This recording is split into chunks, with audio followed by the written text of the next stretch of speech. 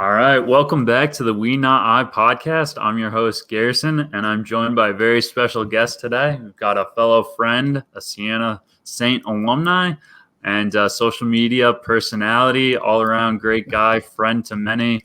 Comes from my home of Saratoga Springs. Welcome to the We Not I podcast, Alex Grandjacquet. Garrison, what's up, man? It's good to see you on here, man. We've been chatting about doing this for a while. I'm happy to be here. Thanks for having me on. Yeah, man. Thanks for coming on. It means a lot to me that you're wanting to jump on here and share your story a little bit, get into some good stuff that we've both been through and can help a lot of people out. That's the goal, man. I had reached out to you. I think I must have been 2 months ago now, just with some stuff that I was going through, and you're awesome to bend an ear and kind of think what I'm going through. I like you mentioned, we both Saratoga guys, but a few years apart, different friend groups, kind of mutual friends and things like that. But it's great to chat with you, and really appreciate this forum and how you're so active in the space. It's getting more attention now, like it should be, but you've been an OG in it. So thank you for having me on. Yeah, thank you, dude. I appreciate that. And today actually is Mental Health Awareness Day. I realized that this morning. Mental Health Awareness Month. Mental Health Awareness Week, I guess, was last week, but today's the new official day. So it's pretty special that having you on today. Yeah, man. That's I heard that on the radio today too, yeah. And I had thought it was I know they've changed it a few times, and I was like, wow, that's like serendipitous that I'm going on your podcast tonight. It's pretty cool. So, yeah, man. It seems like routine now, or like this isn't a big deal for me to be on here, but it wasn't that long ago. I guess we're in May now, so maybe 3 months ago, where I was at the lowest point in my entire life, where something like this would have scared the crap out of me, and I never would have thought about doing it. So just the fact that I'm here and it doesn't seem like that big of a deal to me is a win in itself. And I'm sure anyone out there who's listened to this or goes through stuff can kind of understand that. I'm trying to just really put in perspective where I was to where I am now and where I need to be. I don't know if you feel this, but sometimes when you're in such a depressive state, it's so hard to imagine yourself out of that. And then when you're, away from your worst depressive state, it's so hard to remember what it felt like or put yourself in your own shoes and how you were. So that's something I'm trying to reflect on currently. Yeah, it's really well put. It's it's a win already that you're here. We're talking about it. You're out of your worst point, and it is definitely tough and important to remember back to where we both have been. So depression's real, man. Yeah. I can start with mine, and both of us have kind of related on different areas of it, but for me in particular, there's just a loss of confidence. I ended up isolating a lot in my house and kind of going through these periods of in and out of school. I took 5 semesters off in between Brockport and Siena, not consecutive semesters, just, different leaves of absence from school, which caused kind of an embarrassment and a whole social isolation. And I always had this thing where it was I was afraid to leave the house because I would see someone I knew, even if it was someone's friend's mom or someone random at a grocery store. That one question scared the shit out of me, and that question was what are you up to? And I bet you can relate to that. And it's just I don't know, I just kind of ruminated in that, not being happy as to where I was at.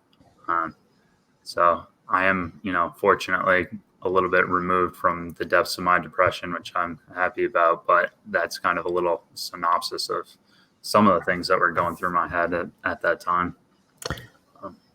I mean, you basically described the situation I was in from, say, October last year until March of this year. And I can only imagine what that must have been like in your college years to have to do that. You said it, what are you up to? What are you doing? And you as a, normally confident, directive person think that you should be able to answer that question with the perfect answer, or something good or something that people would want to hear. And you're like, I really don't have anything positive to say. So I'm either going to make something up, or I'm going to kind of brush it off. And Yeah, man. I had that nonstop for about 3-4 months when I was back in Saratoga over this fall, and it was dreadful. So, I mean, it's not nice to hear that you went through the same thing, but it's relatable for sure, man. Yeah.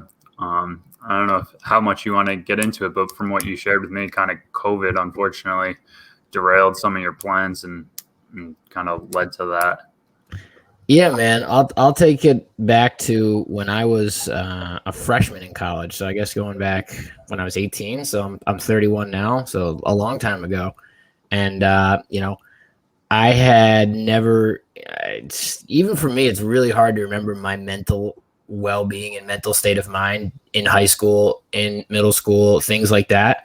I think I was always a little bit nervous about fitting in, but for the most part, had a really great childhood. I mean, a loving family I come from, and that's part of. We can get down that tangent at a different line. Like I never had any like trauma or like abuse or anything like that growing up. So for a while, I was like, why do you feel this way if you had nothing like that? But at any rate, when I was a freshman in college, I went through a really dark period and was diagnosed with extreme anxiety and depression. And I started taking medication for both. And at the age of 19, I just thought, hey, I'm taking this medication and I'm going to automatically, I'm fine now. I'm good.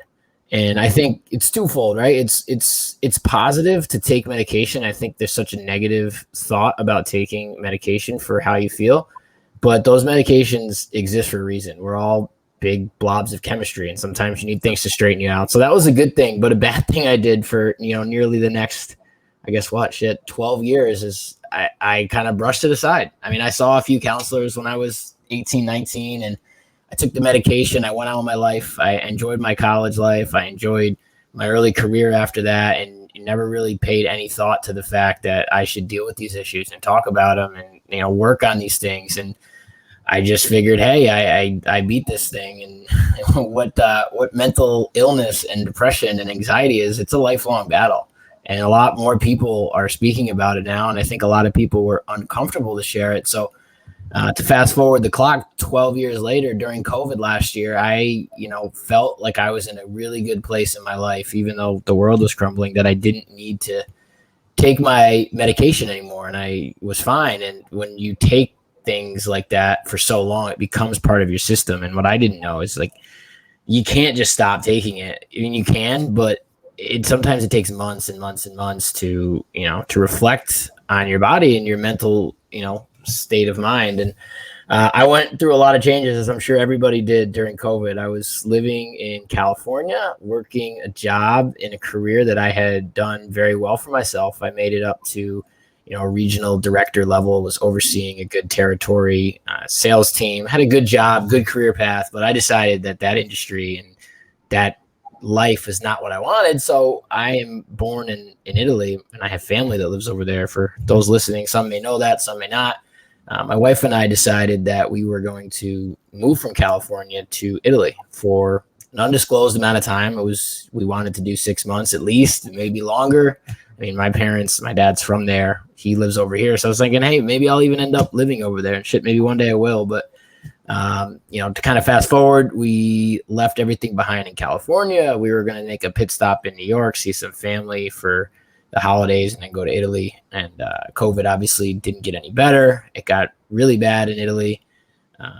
I was trying to sell a piece of real estate down here that I owned in Florida. That fell apart. It felt like everything was working against me at once. And I had quit my job, and I had been working ever since I could remember, making a comfortable living. And I kind of, attached my self-worth to that job and to that money I was making. And once that was gone, I was like, holy shit, my confidence, maybe if it was built on a fallacy, it sure is gone now. And like you said, I had to tell every person. I mean, my family knew, but even a lot of them were just like, what are you doing? Are you going? What's the plan? Blah, blah, blah. And I just got so sick of having to explain to everybody what was going on. And then plus, and this is, maybe people think this is foolish, but after 5 years of living in Florida and California where it's sunshine and it's nice every day, to be in New York in November and December, to have to deal with that weather, I just became a recluse, man. I stayed in my house. Like, I wasn't getting out of bed till 11. I was avoiding even seeing my own friends and people that I cared about. I dreaded speaking to anybody. That was the craziest thing. And that's a COVID thing to me more than anything. And I'm sorry if I'm rambling, but it kind of takes away the personability of being around people. I was just so used to, for like 6 months, I was in a house with my wife. We saw maybe 2 other people. I became like socially awkward, which was the last thing anyone would ever describe me as. So did you deal with any of that during COVID? Yeah. You don't see as many people. It's like, what the hell? Yeah, I think we all did, no matter of our, mental makeup or whatever. Just meeting somebody out, you're like, oh, how close do I stand to this person? Like, am I going to shake their hand? Just anything. Like, what do we even talk about? And you hit it on the head with moving from Florida to New York. It's like seasonal depression is a real freaking thing. I feel it like every February. Just shorter days, darker days, and then springtime like now rolls around and it just feels way different. But yeah, vitamin D, being outside, like those things really matter. Yeah, for sure. And it was just weird, man. I had again, I'm living down here in Florida now, and this property that I'm living in, we were planning to sell that before we moved overseas. That fell through the same day I was supposed to move over there, so it was all a mess at once. I had technically no home, right? I was living between my parents and my in-laws. I had my belongings on the West Coast, some in Florida, some in New York. Things that might seem trivial and insignificant, but when you're like a mess in your head and you like kind of have no sense of home, if you will, even around family and friends and a place that you grew up at, it made me look inwards, and I started like, blaming myself, and really, I've always been a huge critic of myself, and I just was like, wow, you're like a loser. Like, what's wrong with you? What are you doing? And like, why can't you figure this out? Why are you feeling this way? And then it kind of just came full circle to me. I was like, hey, I need to go talk to somebody. I need to figure out what's going on, because I just don't even feel or think like me. Again, it's so hard to go back and put yourself in that state of mind, but it's a simple task of me like driving to Stewart's to get a coffee was like almost dreadful. I was like, I don't even want to do that. I want to sit at home and like do nothing. I don't know. It's crazy. So the first and foremost, I want to kind of have this, I'm sure as you do, the point of the podcast is to make it constructive, but anybody out there that's listening that thinks that it's not going to get any better, or that like you're at your rock bottom, I promise you, just stay focused and just work on little things here and there, because you're not alone. No matter how shitty you feel, I promise you, I've been there. Even if you think there's no reason you feel the way you feel, it's okay. And it sounds silly, but like, I think one of the things I wrote you in that email I wrote you is like, asking for help and asking to talk about things is a sign of strength. It's not a sign of weakness. And for a very long time, I thought asking for help and having a mental illness was a sign of weakness, but it's just what we go through. And I'm assuming you figured that out a number of years ago, and that's why you're doing what you're doing. And it's like, it's more and more people need to hear that. That was beautifully said, man. I really appreciate you saying that. And if you don't mind, I would love to read just like a little excerpt, just because I think it's of what you wrote a couple paragraphs to me, and you said, we're extremely fortunate to not only live in a time where mental health awareness is beginning to be accepted worldwide, but also where modern medicine can help you cope with these things. There are thousands of psychological professionals waiting to help, but it starts from within. Asking for help is a sign of strength, not weakness. Trust that from someone who thought the contrary for most of his life. So I just thought that you nailed it with that. And, what was that moment like when you were like, I need help, or like how did you go make that call to that therapist? I can tell you the exact like moment and where I was.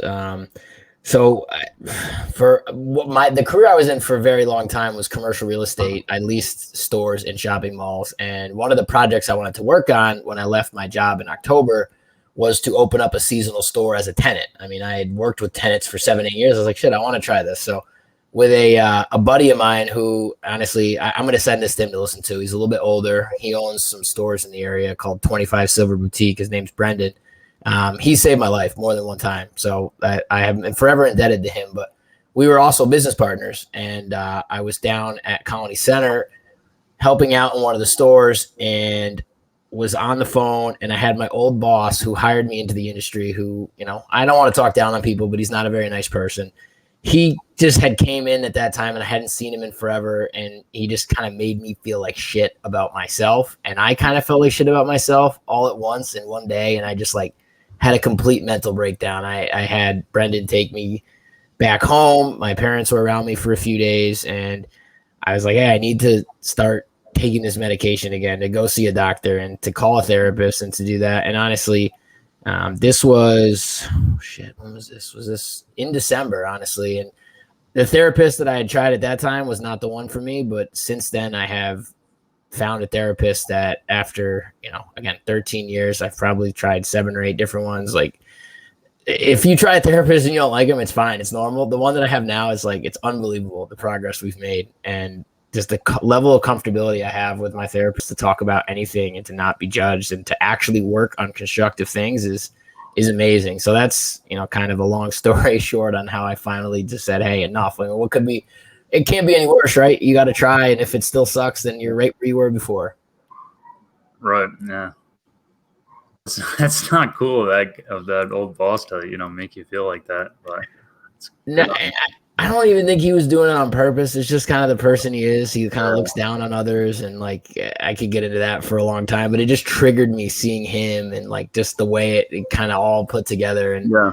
I'm glad it happened now, because that's kind of like what it took for me to just be like, all right, we need to do something. And then, but even after that, we moved down back to Florida in early January, and it got worse. January and February were 2 of the worst months of my life. I couldn't get out of bed a lot of days, and I read things and I'd heard about people having severe depression where some days you literally, the most you can do is muster up a trip or two to the bathroom. And I had that, man. I had that for, a few weeks, and, thank God for my wife. I mean, I've known her now for almost my entire adult life, and she had never shown more strength to me than that time. And like, I'm indebted to her forever for, she's my wife anyways, but it was insane. She just was there for me every single morning, every day, didn't make me feel like shit one time. And it's like, I'm fortunate enough to have that support system. So I'm trying to understand people that don't even have that, how hard it must be. So it's like,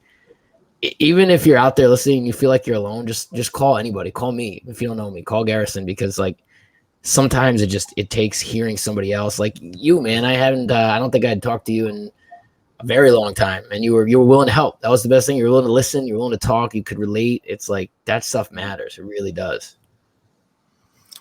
Yeah, I can't tell you how important having a support system like that was to me. And you just gave me the chills. I know Michaela, and having someone like that in your corner, or for me, in my case, it was my family coming to visit me in the mental health hospitals. And my mom literally, this is her health coaching thing, but she pretty much took up like whole health coaching, functional medicine.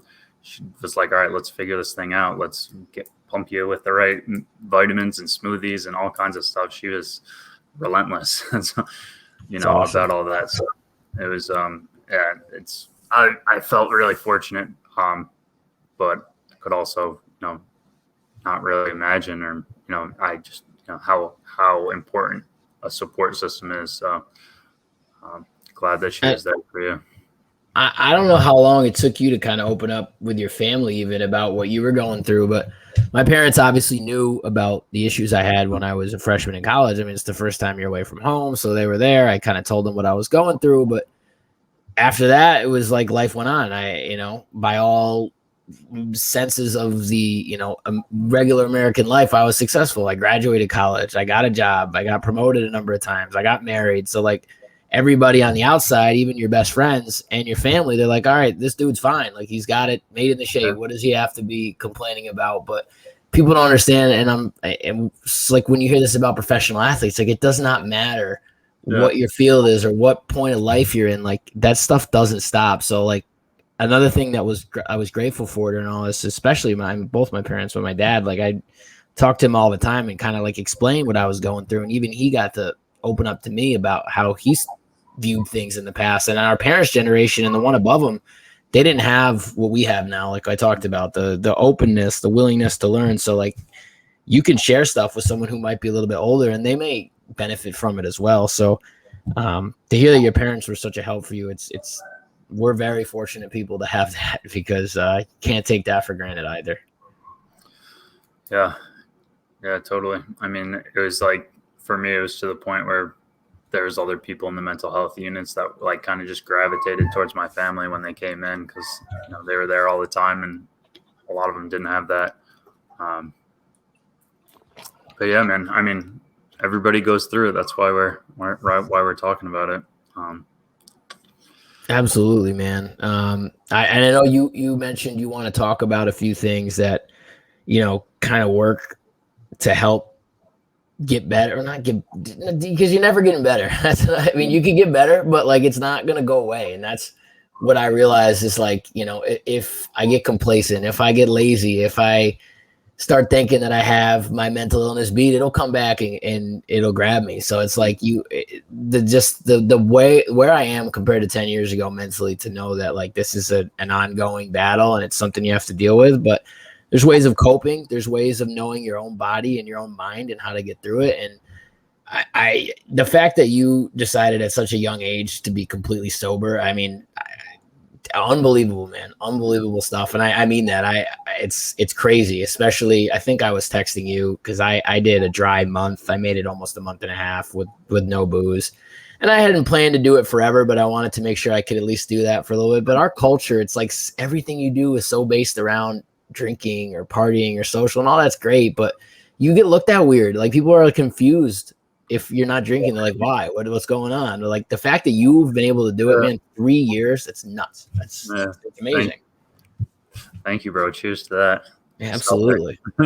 Same here with the water, man. Same here with the water. I'm not embarrassed to say that, like, I've never been a drug addict. Maybe I have, if you talk about like habits and things like that, but I've definitely abused substances and just a way of life and partying for so long. And I didn't realize that takes a toll on your mind and the way you are. So I've decided to clean that portion up of my life about 8 months ago. And, I still will drink, and I still sometimes more than I should. And I'm okay with that. But the other stuff for me, I realized I can't do that. I can't do that anymore, and want to keep a clean mind and focus on the things that I care about. So I've decided to make that change. And I was lazy for a long time with my weight and what I ate, and no one ever, it bothered me for a while. So I decided to start working out again, like things you can do to kind of help yourself. I mean, I realized I'm a person that needs to start the day off with some sort of physical exercise. And if I don't, I'm going to feel like shit for the rest of the day. So might suck getting up an extra 30 minutes early, but if you can get your ass out of bed and get moving a little bit, I promise you will feel better about yourself, and your body will thank you. Because like if the mind's not right, if you get the body right, the body will help the mind helps the body. All this stupid shit that you think is not true, or it's a cliche when you're like younger, and when you go through this stuff, you're like, wow, somebody knew what they were talking about. I know, man. They're so related, and like that's why I'm glad that more people are talking about mental health and like that connection. You make your body feel better, your mind's automatically going to feel better, vice versa. But you touched on, alcohol and substance abuse, and I've had a history with that too. I think that growing up in Saratoga in the environment that we did wasn't the easiest as far as drugs and being around it, and SPAC and Caroline Street open till 4 a.m. Like, is there any, I don't know, what's your take on just like this bubble that is Saratoga Springs that we grew up in? Man, you got a time for another podcast? Because I'll need another I'll need a whole nother episode for that. But no, man, I'll talk about the good things first. I've been fortunate enough to be well-traveled for my age. I've lived in 4 or 5 different places around this country, and I must say that the town of Saratoga Springs and the people that are there, there's nothing like it. I mean, I'm sure you could speak for your group of friends, my group of friends. We stay so close, and it's like you don't see that. I've been a part of other friend groups in other places, and there's nothing like it. And it's such a beautiful place, but it is, especially for someone who struggles to say no to things, even if they're bad for them, which is something I'm currently working on now in many aspects of my life. It's a tough place, man. It's a tough place. You can go out and get a drink with someone any night of the week during those summer months, and it can turn into, like you said, 2, 3, 4 a.m. any night of the week. And when you're younger, your body can deal with it a little bit more than it can as you get older, but your mind is really where it takes a toll. So You have to be really focused and driven if you want to, really enjoy everything that the town has to offer. If you're somebody that can't really say no to people. So, and it all, at the end of the day, it falls on the individual shoulders to know what's good and bad for you. But that's my quick take on it. I know for myself, it'll always be where I'm from. It'll be a place that I visit, hopefully get to spend a good portion of the summers and the holidays there. But it's just not a place that I can live at year round, at least right now in my life. So it's a long-winded answer to it.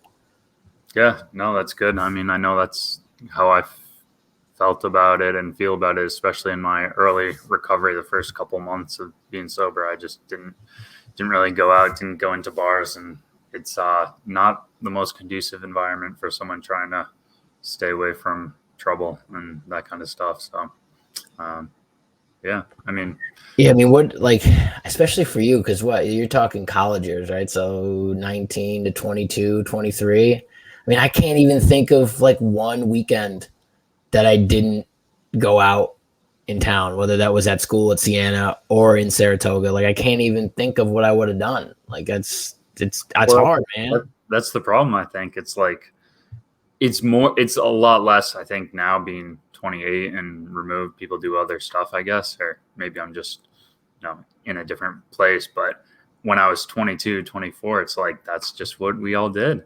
It's like, what do you mean you're not going to go out on Friday night? Like, you'd start pre-gaming at 10. You wouldn't go to the bars till 12 because, like you said, I thought bars open till 4 was a normal thing. That doesn't exist like anywhere else, but Saratoga does. And I can't tell you the amount of times I've been there till last call and after, and it's like you think that it's normal. It's not, and especially at that age, it was just it was a fact. Give me 1 second. I'm gonna turn this light on because it's getting dark. Hold on.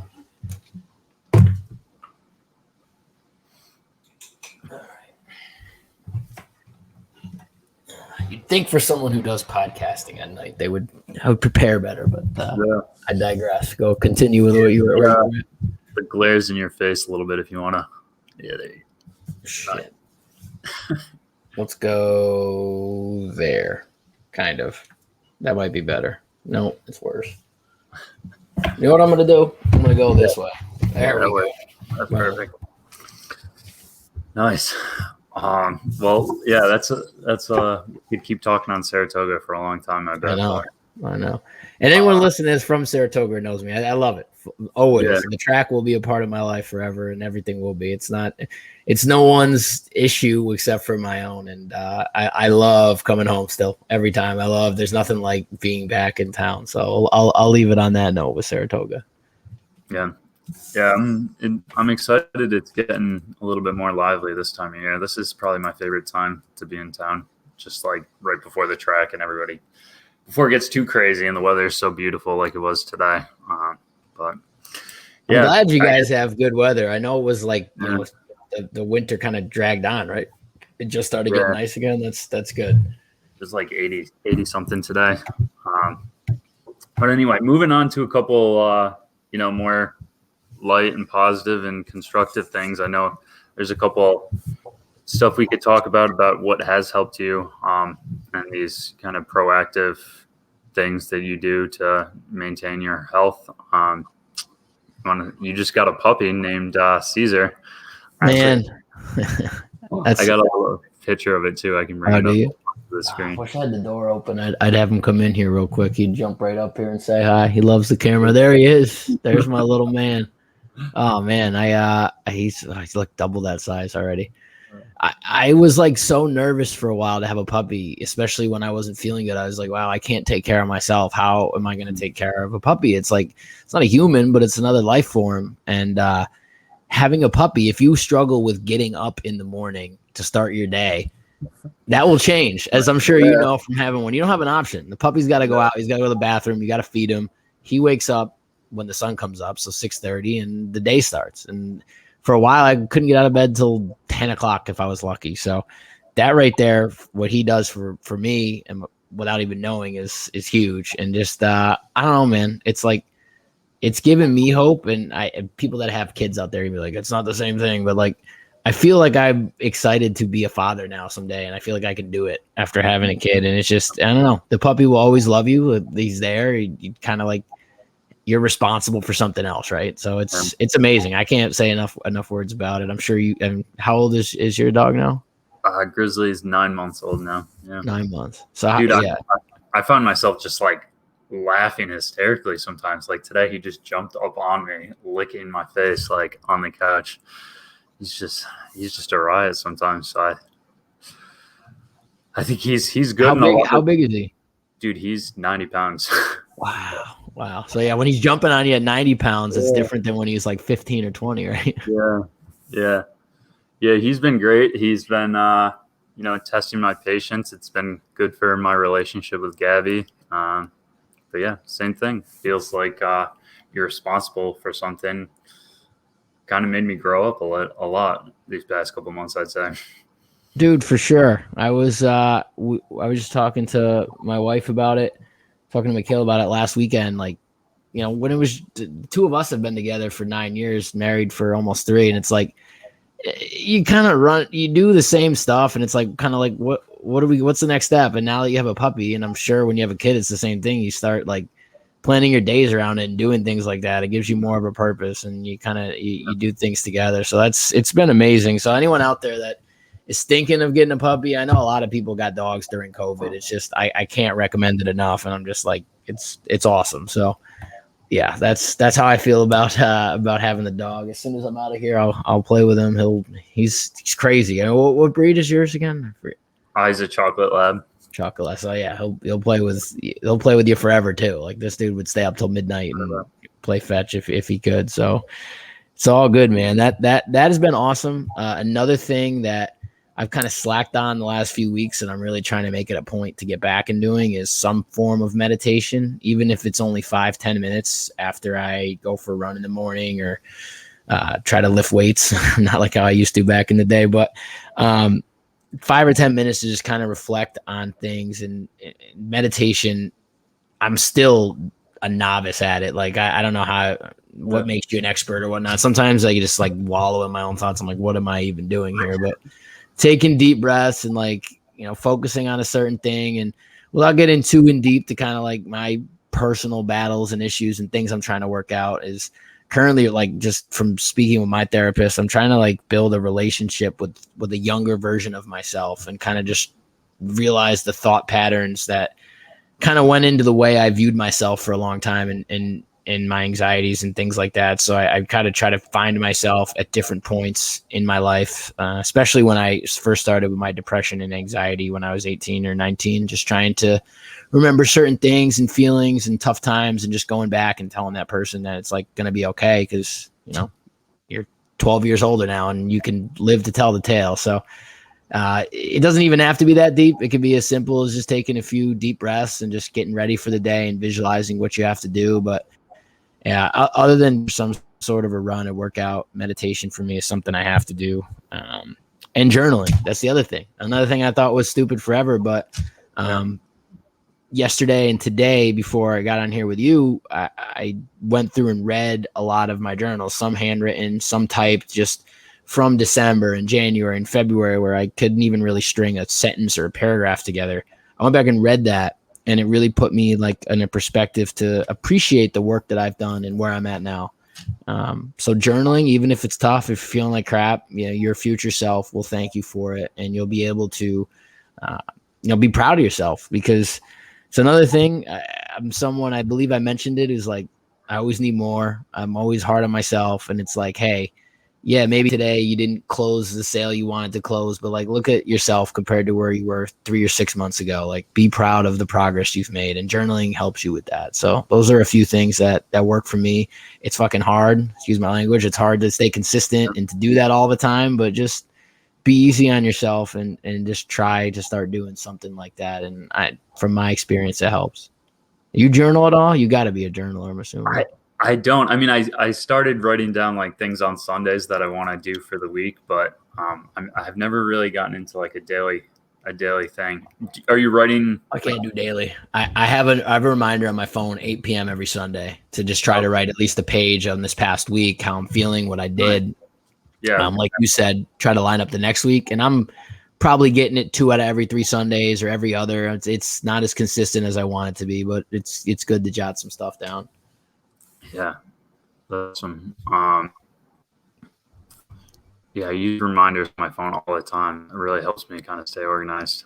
Um, What you're else just works for you? What else works for you? I'm sure, I've listened to your first yeah. two episodes you had on here, but is there anything else like that you do? I mean, I consistently want to learn from you and how you cope. So Yeah, I mean, I've been into meditation and just movement and eating. I mean, honestly, just since I've been sober, like the more I move my body and eat good foods, I just kind of feel I feel so much better when I'm eating like good, clean foods, and I notice it a lot more now when I don't. Um, so that's big for me. I'll definitely meditate. who does the grocery shopping for you? Do you do it? Do your girlfriend do it? Or do you do it together? We do it together sometimes. Yeah, I went grocery shopping on Sunday night on Mother's Day. It was like the most peaceful experience ever. There's two other people in the Oh, store. shit. Oh, yeah. Yeah, no, I eat a lot of just different vegetables and meats. Pretty much, I try to stay out of the middle section of the grocery store. It's kind of my mom's thinking. Follow really good guys like Dr. Drew Ramsey and Dr. Mark Hyman are kind of the guys I follow for that style of eating. But yeah, meditation. I think you kind of nailed it with like not trying to be too hard on yourself with meditation. Like I just try to get into like a little mind frame where I zone off, even if it's for a couple seconds. I just feel like that practice to take a couple minutes per day when I can helps. Uh, then mental diet too, like just listening to positive things. I listen to Gary Vee and podcasts and try to input good positive messaging. I think helps a lot. For sure, dude. And it's funny you mentioned Gary Vee because obviously he's his reputation precedes himself. He's something else. But I went through on Instagram and Twitter maybe 2 months ago now and just purged everything that wasn't positive, everything that it was like, it was so refreshing to be like, you know what, if this person doesn't do it for you or this celebrity like, and really be honest with yourself, because you might be like, it's like feels like you're letting go of a possession because you've gotten so used to seeing those thoughts and words for so long, but that stuff adds up on your mind without you even thinking it. So I would say clean that stuff up. Again, that's another thing my therapist helped me with, which was amazing. Seems super simple, but it's something you could do right after you listen to this. Take 15, 20 minutes and just go get rid of the negativity because it's out there. I mean, I love Twitter. I go there for humor more than anything. It can be really destructive, but I find like the most relatable people on Twitter and I love it, but it can be so toxic and terrible sometimes, especially when you're in a depressive state of mind where it's like, there's one podcast and I don't want to give out, not that it matters on here, but it is called The Psychology of Money, and it's an episode on Michael Gervais's podcast with a guy who wrote the book by the same title called Morgan Housel.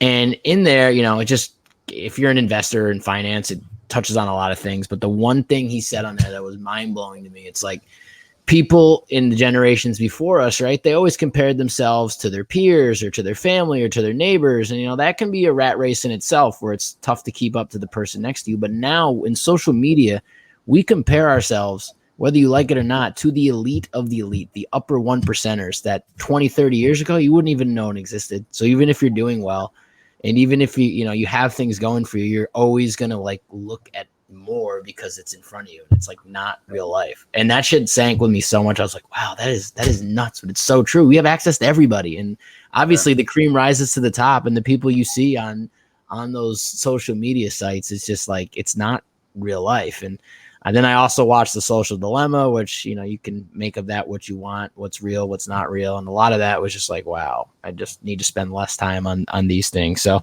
it's another thing that helps, that helps for me. And that's a hard one to clean up for anybody, let alone, well, the Social Dilemma was that Netflix documentary, right? Yeah, mm-hmm. that crazy. I mean, because I've been totally in depressive states where you just kind of go down like a YouTube hole or Instagram, or you're just scrolling, and yeah, I can totally see how things like that would happen, where people who are in not great mental states and are isolated can kind of, their whole perception gets warped. It's not healthy at all.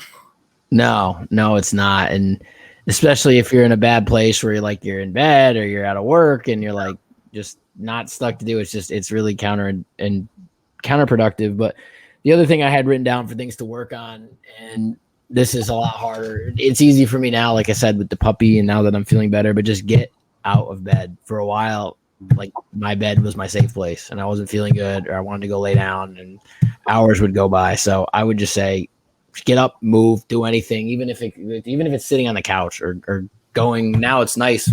Probably whoever's listening to this, it's nice where you are. Just go for a walk, get some fresh air, because nothing productive is going to happen from sitting there. So I know it's a lot easier said than done if you're really feeling down, but those are just a few things that I have. I don't know if there was anything else on what I wrote you that you wanted to touch on.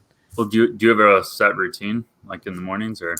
In the mornings? Yeah, in the mornings now I do. So I Caesar wakes us up at between 6:30 and 7, and my wife and I, without like having a schedule of who takes him out, we kind of just look at each other and kind of can tell who needs the extra 10-15 minutes in bed and who's got to take him out. So take the dog out, feed him, and then I either go for a run or try to get down to the gym we have here.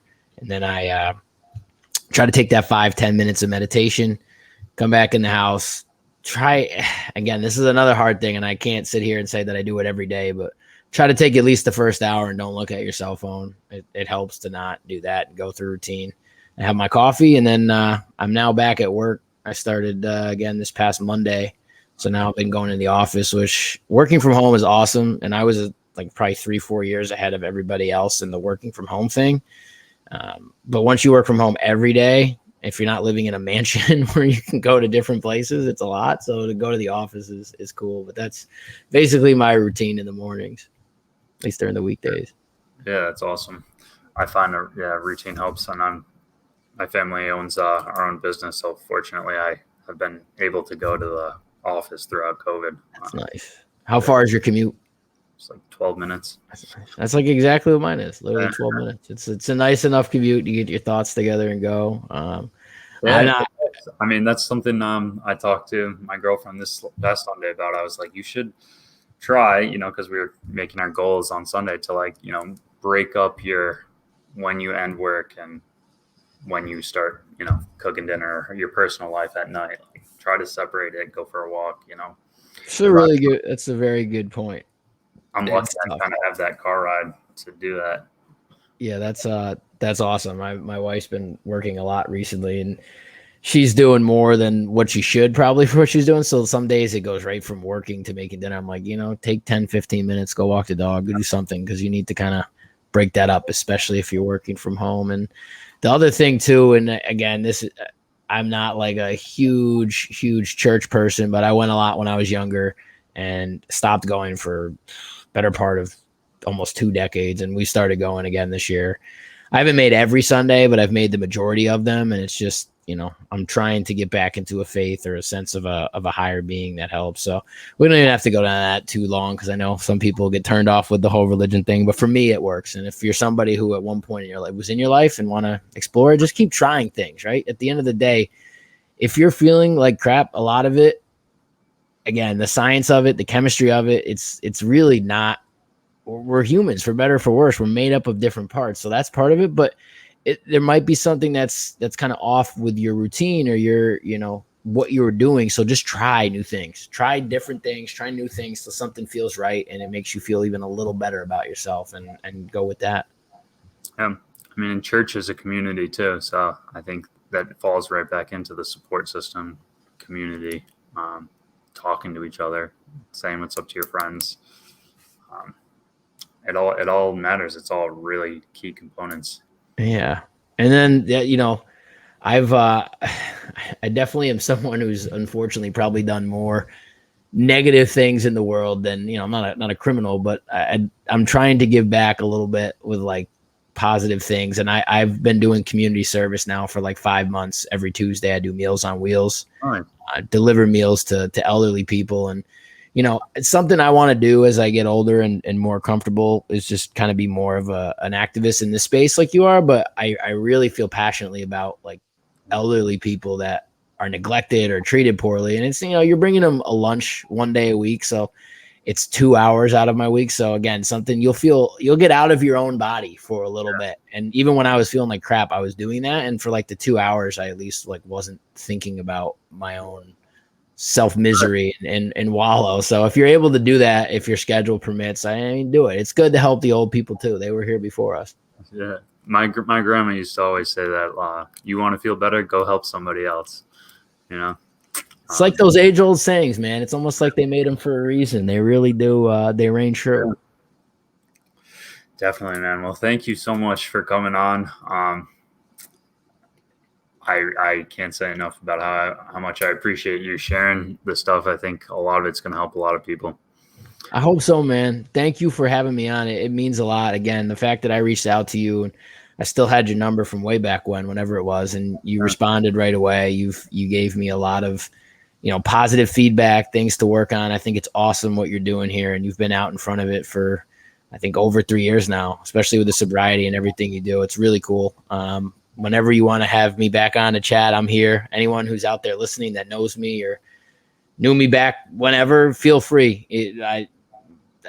On Twitter, Instagram, phone number, email, whatever you want. I really would want to help and to kind of pay it forward to anyone I possibly can. There you go. You got my Instagram handle up there. It's Grandjacquet on Twitter. And if you want a cell phone number to ever pick up the phone, if you're feeling terrible or like you can't get any worse, please do reach out, because I had people in my life that were there for me when I needed it the most. It was very dark for a while, and I'm happy I can see the light and kind of have a future to look forward to, man, because it wasn't that way for a while. And I'm going to keep in touch with you consistently and keep listening to this podcast, because, the people you've had on already are awesome. And if you guys if you like to listen to my voice, I'm sure you've heard it enough tonight, but if you like golf at all, check out my podcast, Tail and Print. I do it with another guy that Finn. We talk about golf every single week, and it's a lot of fun. So thanks again, man. I really appreciate it. Absolutely, bro. Yeah, it's fun to see you guys, your personalities come through in the sports media world too with Tail and Print. I know Karski loves that as well. He does. I got to shout out Karski too. He's my guy. But yeah, thank you, dude. I think, everything happens for a reason, and something that took me a long time to figure out was that everything that I went through was, there's a silver lining to it. And that's kind of what I feel like this podcast is now. And let's chat about it. And as a whole is just, I had to go through all that stuff in order to produce this. I thank you for coming on, and, everything, just what you said, like, it's all here, and you're doing our best to share and help out other people. Keep doing what you're doing, man, because it's awesome. And again, just like you said, just talk about it. It's you're not going to do it alone, and just reach up. There's nothing wrong with asking for help and talking about how you're feeling. I mean, that's who we are as people. We have feelings and thoughts, and they need to be heard. Right on, man. Well, thanks everybody for tuning in to the We Not I podcast. That was our guest, Alex Grandjacquet. Thanks again, man. Appreciate it. Later.